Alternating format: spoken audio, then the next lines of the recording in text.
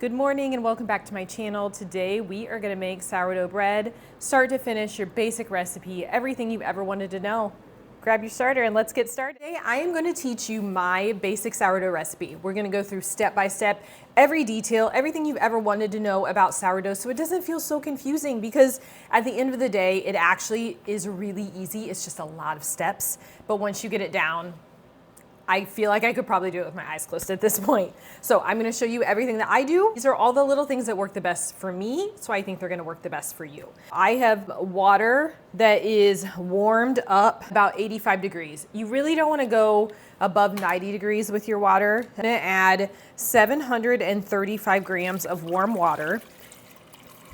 And the amount of water that you use is really gonna depend on the type of flour that you're using. The flour that I use is King Arthur Sir Gilead. And so it has a high protein count of like 15%. On my website, you'll see that I just suggest 700 grams of water rather than 735, just because I have noticed that my flour tends to be able to soak up a little bit more water. So if you're using all-purpose regular bread flour, maybe just start with less water until you get more comfortable with it, and then you can kind of increase your hydration. So next is the starter, and I am going to input a little picture here, because when I woke up, this starter it had grown quite a bit. It had more than tripled, but just because I know how much it will grow, I knew it wasn't done yet. And so I just gave it some more time, a couple more hours. So I think the biggest mistake people make with their starter is not knowing when it is at peak. People will use it at double because that's what some recipes will say, but you could be cutting it short. Your starter could actually not be done growing yet, and it could be why your bread is suffering, why you're not getting a good fermentation process. Could be why your dough's overly sticky. Is just, honestly, every problem comes down to the starter. So I have got a couple of videos on Instagram on how to strengthen your starter, mistakes people make with their starter. I've got a YouTube video for that. If you are really struggling and you're sick of it, and you're sick of just waiting and trying and failing with your loaves, I highly recommend purchasing some of my dehydrated starter so that you can make loaves like this in under a week. So now to the water, I am adding 250 grams of starter. And basically what you want to know is that some recipes will call for less, but the less starter you use, the longer it's going to take to ferment. If you live somewhere where it's really cold and you've got no way to get the dough any warmer, you could just add more starter, and that will help speed up the process a little bit. Another thing is people will say that they like their loaves more sour. So if you are someone who feels like that your loaves could be more sour, or that you like that flavor, then you can use less starter in your recipe, because it will take longer to ferment. The longer it takes to ferment, the more sour flavor you can get sometimes. So what I've got here is a Danish whisk, and this is Broad and Taylor, bought off Amazon. I'll link it below, but I like it because it is really strong. I had another one that was wood in the handle, and it just wasn't strong enough for how much you're mixing, and so I didn't prefer it. This one I feel like can handle the rough mixing and how much work really goes into mixing sourdough. So what I'm doing now is I'm just breaking down the starter, because you can see it was quite thick. So what I'm doing is just breaking it down just until we've got this like nice milky liquid. And I actually have a mixer that I use the majority of time to mix my loaves. I don't actually mix them by hand anymore, but I feel like this is what is going to be the most beneficial for you. So we've had 735 grams of water, 250 grams of starter. Now I'm gonna add 1,000 grams of my flour. And this is for 2 loaves. I might not have mentioned that earlier.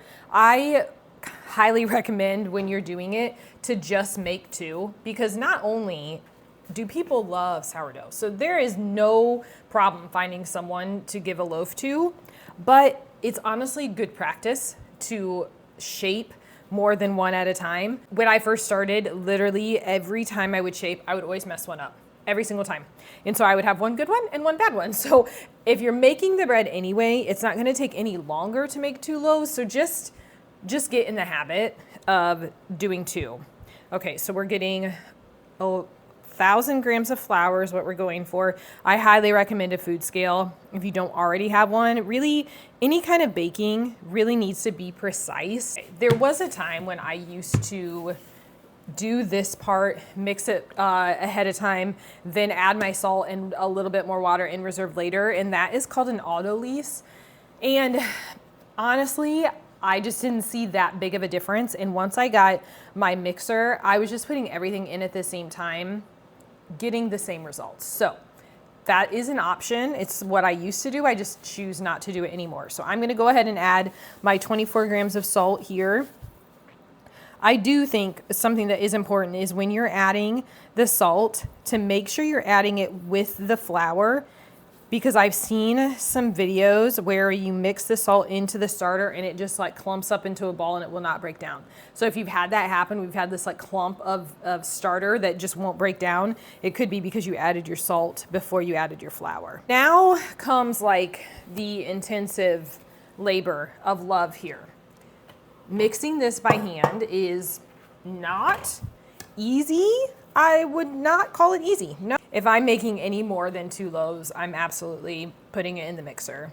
So I just try to kind of go from the inside and work my way out so that I'm not like getting a whole bunch of flour just like flying out of the bowl if you go too fast. I'm gonna time this. We're at 9:11 so that we can know exactly how long you really should be hand mixing it for.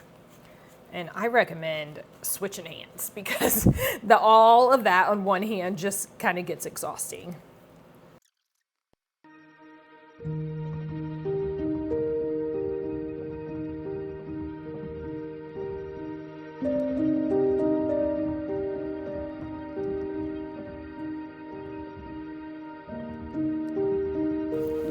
Holy crap.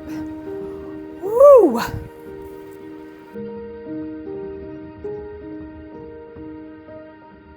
Okay, so as I am rounding it out here, basically I am looking for any dry clumps, like anything that has not been fully incorporated yet.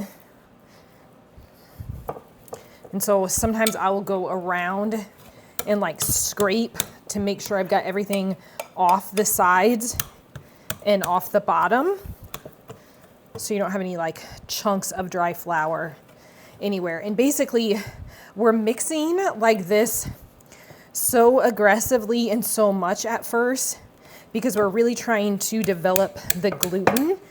And so if this is something you're not doing, let's say you have just been told to mix until you get a shaggy dough and your loaves are not turning out, maybe you could add a little bit more hand mixing up front. So that was 5 minutes straight of just mixing. So time it, see how long you're doing it, and maybe adding a little bit more time can really help improve your loaves. I'm gonna take my bowl scraper and I'm going to just dip it in water, and basically I'm just scraping the edges of the bowl down just to kind of clean that bowl up a little bit and try to get this dough into somewhat of a cohesive ball.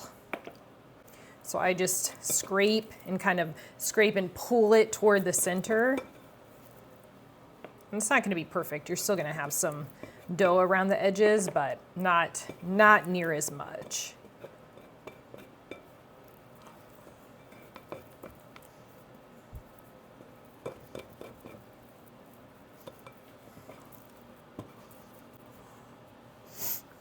Okay, so now we are just gonna cover it, let it rest for 30 minutes, and then we'll start our coil fold. So I'll see you in a minute. I was waiting, I just packaged up a little bit of my dehydrated starter. So this is on my website. I'll also link it down below. But if you're really struggling, and I feel like every problem that I see for new sourdough bakers is my bread is gummy, it's dense, it's heavy, it won't rise, it's so sticky. And honestly, girl, it's your starter. So highly recommend purchasing some of this. You can have amazing bread like this in a week, less than a week. So I'll link it below, but Bread and butter, dehydrated starter, life-changing. It's been 30 minutes. I have got my dough in my proofing box set to 79 degrees. If you do not have a proofing box, you don't have any way to get the dough any warmer. It is not a huge deal. It's just going to take longer to rise. Not a problem. Okay, so we're gonna do coil folds. Now, I'll show you exactly how to do them, and sometimes I posted a video on Instagram and people have went like bonkers over it because I said you should do coil folds and not stretch and folds. And so people are like, isn't that just the same thing, just upside down? But what I'm trying to show you is the end result of a coil fold is very different than a typical stretch and fold. With a stretch and fold, you are pulling one side of the dough up and you're pushing it down on each other. You're turning, you're pulling it up. With a coil fold, you are creating this nice ball by pulling the dough up and letting it come underneath itself. So I will show you. It's superior. I don't care what anyone says. But you're going to start again by scraping the edges of the bowl down just a little bit. And then another thing I like to have is just an insane amount of paper towel because you always want your hands to be clean. When you're doing any of this, if you notice this dough is very sticky, especially the first round of coil folds. So always having wet hands, paper towel, that way there's never any dough actually on my fingers. If there is, that's just going to stick to itself. It's going to be a giant mess and you're gonna be like, why is my dough so sticky? It's not probably that it's the dough, it's just how you're handling it. So wet bench scraper, and then I'm just gonna go all around the edges. And this is just loosening it from the bowl a little bit, because it's going to be normal that it sticks to the bowl. So something else you want to learn to do is move very quickly. If you just put your hands in here and then you're pulling up like this and you're holding onto it, like of course it's gonna stick. So you have to learn to move quickly. So hands are wet. And then what I'm gonna do is think about the bowl in thirds. So I've got 3 parts to the bowl. The first coil fold is going to be in that first third. So I'm gonna pull it up and then I'm gonna drop it. I'm gonna get my hands wet again and I'm gonna go into the second third of the bowl and I'm gonna pull it up and drop it. Wet my hands again. I'm gonna still stay in that second part of the bowl. And now if I've got it still sticking to the bowl a little bit, I can just go in there with my fingers. Second part of the bowl, second part of the bowl. And now I've got almost a log forming. So then I'm gonna turn the bowl, 1/4 turn, wet hands again, and I'm gonna go back to that first third section of the bowl.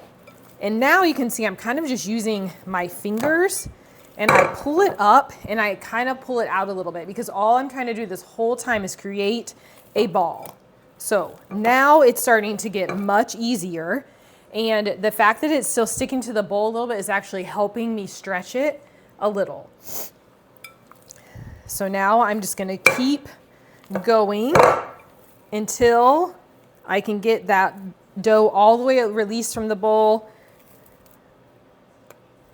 And then we're just gonna leave it. So first set of coil folds done. Okay, time to do our second set of coil folds. Okay, wet hands again.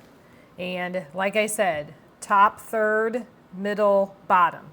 Starting in the top third, and I'm pulling it up and letting it fold down on top of itself. Second time I'm going in that middle of the bowl, pulling it over, letting it lay on top of itself. At this point, it's much less sticky, and I really only had to wet my hands that first time. So now that I've gotten all 3 sections, I'm gonna turn the bowl and do the same thing. Pulling up completely from the bowl so nothing is sticking on the bottom. Nothing is sticking on the bottom. I'm gonna turn and just do one more just to try to get a little bit more of a ball shape. So that's after just 2 coil folds, but you can see how smooth the dough is. You can see the little bubbles starting to form. It's starting to build that elasticity because it's not ripping as much as it did the first time. So this is why it's just the superior method. Last coil fold, same thing as all the other. This time you just it shouldn't be sticking all that much. And I'm just gonna be a little bit more gentle this time. But if you are at this point and your dough looks very wet, very soupy, like does not come together in a ball like this, and you followed all of these steps, you've reduced the water in the recipe, and you're still having trouble, I would say that it's an issue with your starter. So if your starter grows a ton and you're like, oh, it's so happy, it's got so many bubbles, you may have a starter that's acidic. So you want it to grow, absolutely. You want it to have bubbles, absolutely, but there is a difference. I'll insert a picture of an acidic starter. It looks like bubble bath is the best way that I can describe it. So you want the bubbles to be thick and large, not a ton of little watery bubbles on the top. So that could be an issue. If your starter is just barely doubling, taking 12 to 24 hours to just double, it's just not strong enough yet, and I would take some time to strengthen your starter. Also, yeah, just worth noting, the starter's everything. So if you're struggling, that's the number one place I would go to. But anyway, now we're just gonna wait, depending on temperature. So for me, I've got it in the proofing box at 79 degrees. It's probably gonna take 2 more hours, we'll check it. But if your temperature, I mean, right now it's snowing, it's freezing outside, it's super cold in here. If I was not keeping it in that proofing box, I could go, 4, maybe 5 more hours, just depending on the temperature, depending on the strength of your starter, that bulk fermentation time is going to change. So bulk fermentation starts the second you mix the dough. So the second the starter is mixed in to when we dump this dough out and we start shaping. So bulk fermentation, sometimes people get confused with the wording. Some people think that bulk fermentation is this point right now, like just starting right now up until we shape, but it really starts the second you mix your dough. So hope that helps, and I'll see you in a couple hours. So I live in Indiana. It is super snowy, but trying to get some steps in while I'm waiting on that bread, but stupid little log for my stupid mental health.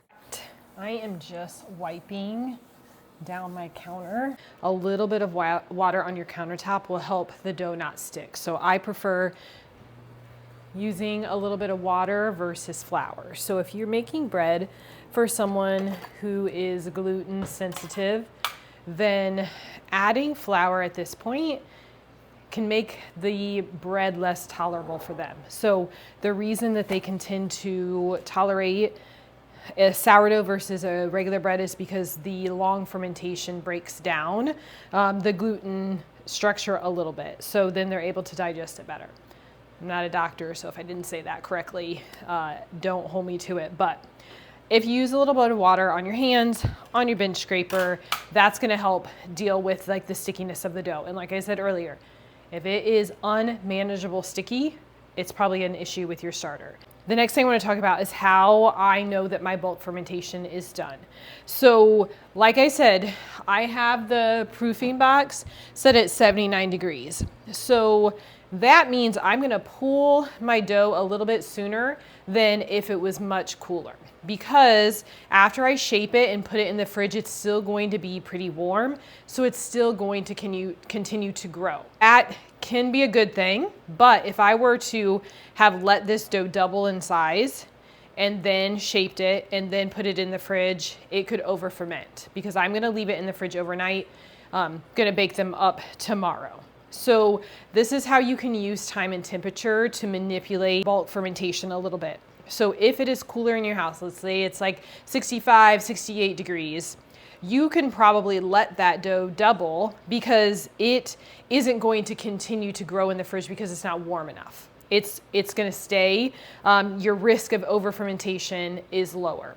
Another way that I could let this rise a little bit more is if I was planning on baking it the same day. So shaping, putting it in the fridge, baking it in a couple of hours.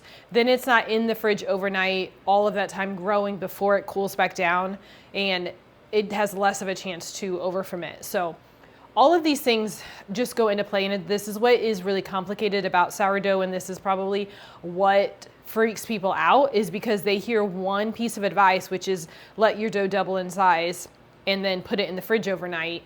And then instead of realizing that that works sometimes, but there are situations that you can manipulate that to work better for you. Once you can figure that kind of stuff out, you can really navigate this whole process a whole lot better. So what I'm going to show you is that the dough is domed on top, but it's pulling away from the sides just a little bit. You can also see that there are nice bubbles forming, but the structure is still very firm. It is not overly sticky. Sometimes I will see people show their dough and it has big old bubbles on it, but it also looks very, very liquidy. And so that could be over fermentation, most likely. That could be an acidic starter. Sometimes with an acidic starter, your gluten will start to break down before the dough has completely fermented. Like it hasn't grown where it should be, but the dough's already almost like liquidy and super sticky. So really, again, your starter is everything. If I haven't said that enough times, your starter is everything. What we're doing right now is considered your first shaping. So I am just going to dump this dough out. And something else that frustrates me sometimes is when people say that, you know, perfectly fermented dough will just slide right out of the bowl. Well, it can sometimes, but it also depends on the type of bowl that you're using. Like I have a really large aluminum bowl that I use when I'm making, you know, 3, 4, 5, 6 loaves. And I have to oil that bowl because the dough sticks in it so much. So again, don't get too caught up in how your dough should slide out of the bowl. So right now I've got my bench scraper is wet and I'm dividing this dough in half. Probably the one thing that I am the worst at is dividing my dough evenly. When I am making a bunch of loaves, I just have to weigh them out because I cannot for the life of me shape them evenly. So, all right, my spray bottle is not working. So I am just gonna dump a little bit of water on my bench scraper. And so this first shaping is really simple. Like this shouldn't be any fancy methods. Basically, all you're doing is bringing the dough to the center. And so when you're using a bench scraper, if you don't have something like this, like probably like #1 tool I think you need to make sourdough. There's a lot of things. I'll link all of the things that I use in the description below, but honestly, like a bench scraper is the most important thing. So as you can see, like I'm going into this very swift and quickly. So just barely touching it. Again, just like when we were doing the coil folds, no dough on my fingers. So here, I'm gonna pull everything to the center. And so this is becoming the inside of our loaf. So once I've pulled it to the center, I'm going to flip it over, and then I'm going to just take my hands and cup them and pull. Cup them and pull. Again, no dough on my fingers. And I am just pulling a little bit of tension.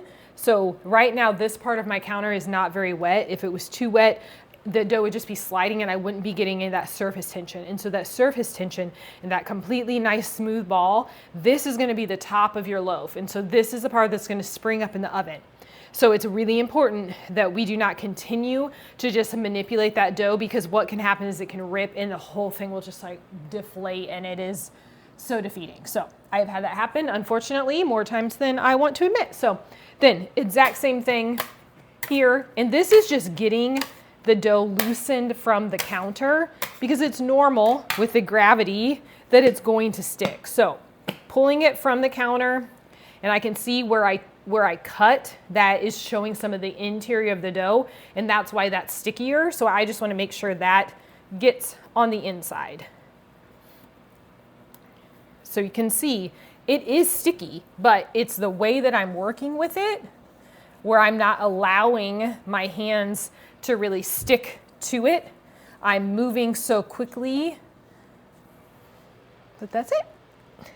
I know that it probably seems so much harder when you're new to it, but the most important thing I can say is a little bit of water on your hand, not letting that dough stick to your hands, and realizing that if it is sticky, wash your hands, get all of the dough off of them, and you just really need to build the tension, because the more that I build the tension in there, the less sticky it becomes. We're gonna let these sit for 30 minutes, and then I'm gonna come back and show you 2 different shaping techniques for the final shaping. So I'll see you in a few minutes. Get ready for the second shaping. So I have both shapes of baskets here. Batard and bowl, I believe, is what the professionals call it. Basically a circle and an oval. So I tend to use this shape almost exclusively, but I want to show you how to shape in the circle as well. And the reason I'm going to do this one in the circle is I'm going to do like a Christmas tree scoring, which I think will be fun for the holidays. What I like to use to dust in the bannetons is rice flour. So I just use Bob's Red Mill. And then I've got this little sifter from Amazon. And so I like a decent amount. And honestly, you shouldn't worry about it sticking in your bannetons too badly. Again, it's another situation where it could be overproofing, or your starter is just not strong enough. If that stuff is sticking in here and you can't get it out, you got to go back to step 1. Okay, I'm going to show you how to do a double Katie clasp method. I could be saying that completely wrong, but this is like doesn't get easier kind of shaping, and so that I really like for the ovals here. So basically, I do still have a little bit of water on my bench scraper, and then this, remember, this is going to be the top of our loaf. This is where we're going to get the expansion. This is smooth, not sticky at all. What we want is for that to be on the bottom now. So I am going to very quickly take my bench scraper, and in like one swift motion, I'm just going to flip it over. So this is where you have to work relatively quickly. And so now it's really not sticking to the table much, but with the double Katie clasp, all you're doing is going like this and then like this.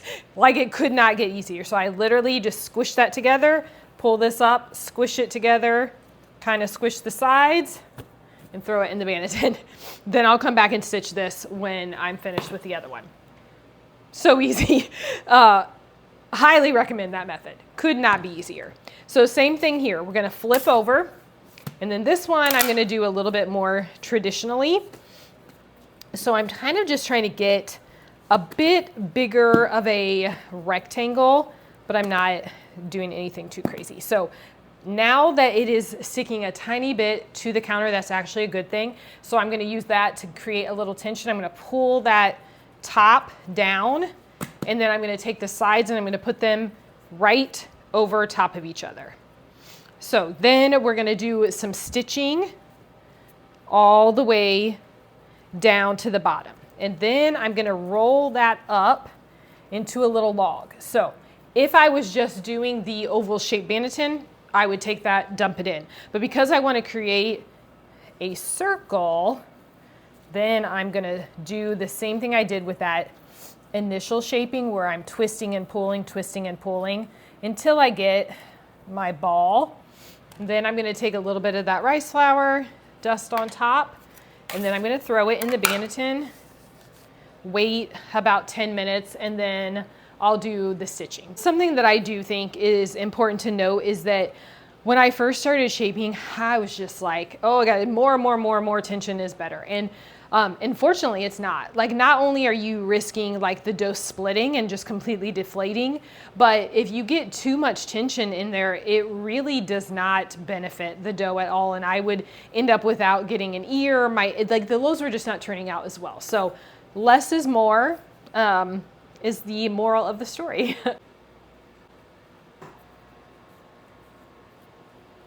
You can kind of see, it's just pulling it together. All right, and then I think that it is harder with the round loaves. Personally, I just don't find that the dough sticks to itself quite as well.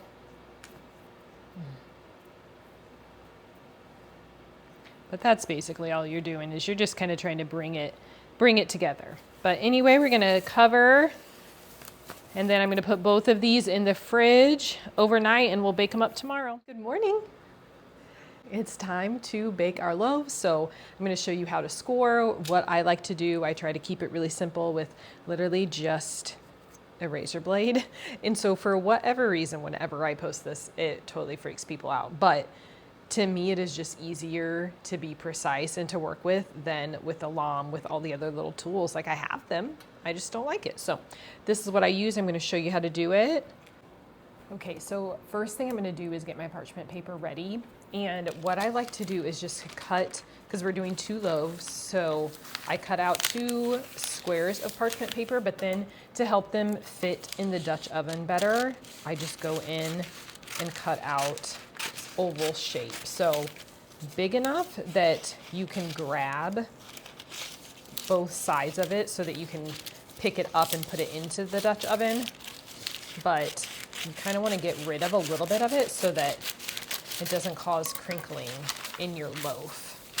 Okay, I just got done filming the little Christmas tree scoring, so you're gonna have to watch that video next. Now we're gonna do our basic scoring. This is how I score the majority of my loaves, and I really like, personally, shaping these ovals. So if you are doing the circles like we talked about earlier, you wanna cut crossways. So you're not gonna wanna do it the same as you do here. If you cut a round loaf like this, or you score a round loaf like this, it's gonna expand more like a log. You're not gonna end up with that perfect like sphere anymore. So highly recommend, if you want to see, I feel like the majority of really pretty loaves with a big ear that you see, they're in this shape. So if you need to get this kind of banneton.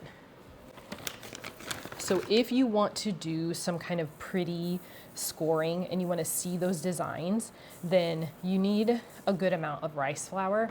And the rice flour is not going to burn. It's also gluten-free. So if you have just spent, a long time long fermenting this loaf, we don't want to add regular flour on top of it. You're not going to want to put ice or spray this with water or anything like that in your Dutch oven, because then you won't be able to see your designs anymore. So I'm going to take my basic razor blade, and this time I think I'm going to maybe do a little bit more decorative wheat stock. So I'm just gonna do a really shallow mark, and then I'm gonna do them like a couple a little bit longer,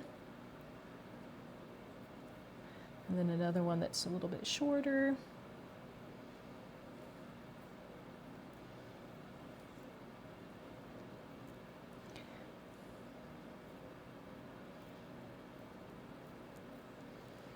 And so it may look like you're hardly putting any lines in there, but we want it to just kind of open up a little bit. So now that I've got my decorative scoring, I'm gonna take this, and the nice thing about this is you can tell that this loaf is really well fermented because it's staying nice and solid.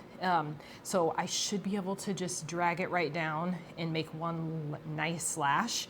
But sometimes I end up kind of having to saw it, and that is okay too. But if you can get this kind of at an angle and score in that manner, that is supposed to also help with your ear forming.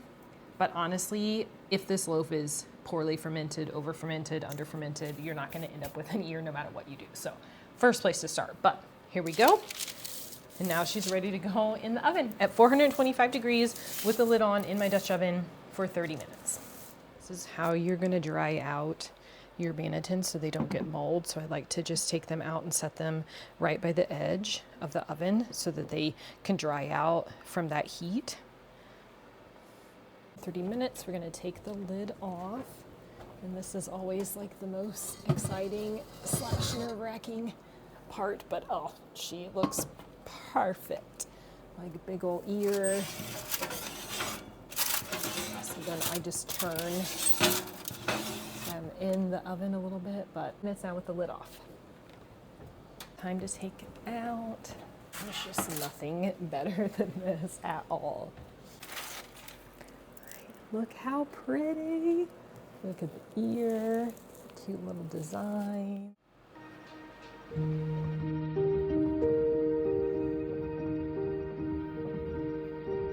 is the best part, getting to cut. I just love it. I feel like this little wheat design is so cute. And you can see how those just like tiny little slashes really make like a real wheat look. Let me just bring it closer. See how perfect they are? So if I were to make big, deeper slashes, it would have just like expanded and not looked as good. So let's cut it open so we can get a good crumb shot.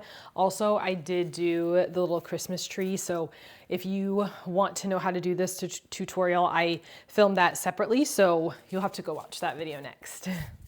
Cutting these loaves is a little bit tricky. And as much as this beautiful ear is like very much done on purpose, like having this nice big beautiful belly from the oven spring, all these things are really great until it comes to this part.